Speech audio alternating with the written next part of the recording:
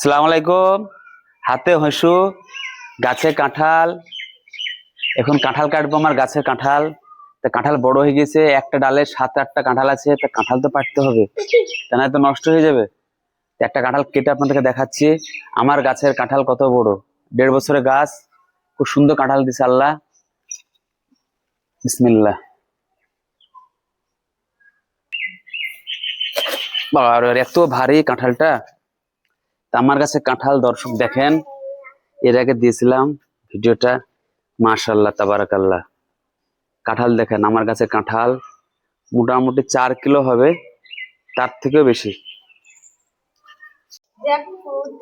দারুণ দারুণ, বিরাট কাঁঠাল। কাঁঠাল তো পারলাম একটা বড় দেখে, তা আরো কাঁঠাল আছে। একটা, দুটো, তিনটে, চারটে, পাঁচটা, ছটা। এখন একটা ডালে 6টা থাকলো, এখন 6টা। 2 একদিন পর একটা একটা করে পারবো। আর দুটো আছে উপরে নিচে, 8টা কাঁঠাল। কাঁঠাল পাকিয়ে লাভ নাই, কাঁচাই রান্না করে খেয়ে নেবো। তার একটা ছোট কাটছি দেখি।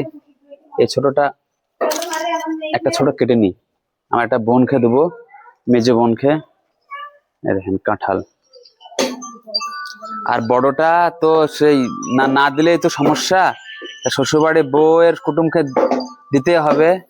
তা মেলা শাশুড়ি শ্বশুর, তো এই বড়টা দেখে কেটে দেবো গিয়ে ওদেরকে। না তো বিরাট সমস্যা, বাড়িতে তো ঝড় লাগাবে।